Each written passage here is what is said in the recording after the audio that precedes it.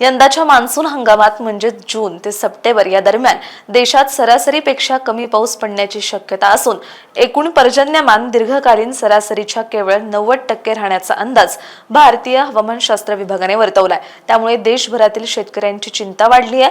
हवामान विभागाचे महासंचालक डॉक्टर मृत्युंजय मोहपात्रा यांनी शुक्रवारी म्हणजेच 29 मे रोजी मान्सून हंगामाचा सुधारित अंदाज जाहीर केला।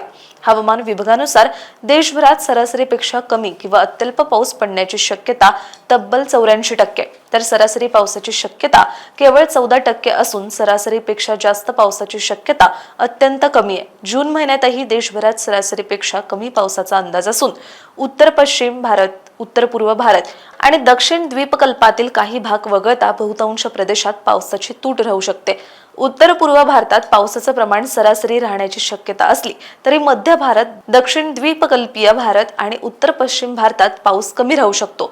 महाराष्ट्रासह अनेक राज्यांमध्ये जून महिन्यात उष्णतेच्या लाटेचा प्रभाव जाणवण्याची शक्यता हवामान विभागाने व्यक्त केली आहे। प्रशांत महासागरातील स्थिती हळूहळू एल निनोकडे सरकत असून जून पर्यंत एल निनोची शक्यता 82% आणि जुलै-ऑगस्ट मध्ये 90%हून अधिक राहण्याचा अंदाज आहे। त्यामुळे मान्सूनवर प्रतिकूल परिणाम होण्याची शक्यता वाढली आहे।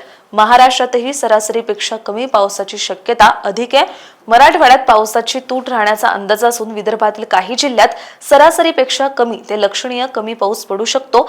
पश्चिम विदर्भात तूट अधिक राहण्याची शक्यता आहे। मध्य महाराष्ट्रातील बहुतांश भागात सरासरीपेक्षा कमी पाऊस पडू शकतो, तर दक्षिण महाराष्ट्रातील काही भाग आणि पश्चिम घाटालगतच्या परिसरात सरासरी पावसाची शक्यता आहे।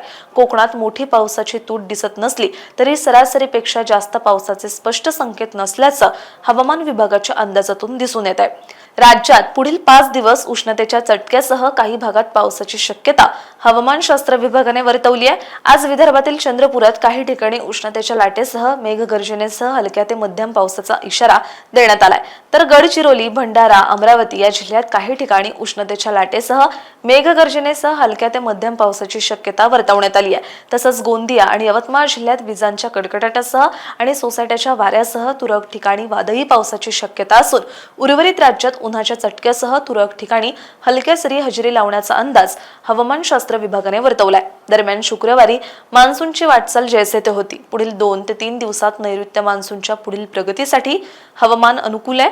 मान्सून अरबी समुद्राच्या नैऋत्य व आग्नेय भागातील आणखी काही क्षेत्रांमध्ये, लक्षद्वीप परिसरात, बंगालच्या उपसागराच्या नैऋत्य, मध्य पश्चिम आणि पूर्व मध्य भागात, आग्नेय बंगालच्या उपसागराच्या उर्वरित भागात तसंच ईशान्य बंगालच्या उपसागराच्या काही भागात पुढे सरकण्याची शक्यता हवामानशास्त्र विभागाने व्यक्त केली आहे। अशाच हवामान अपडेट्ससाठी अॅग्रोवनला सबस्क्राइब आणि फॉलो करायला विसरू नका।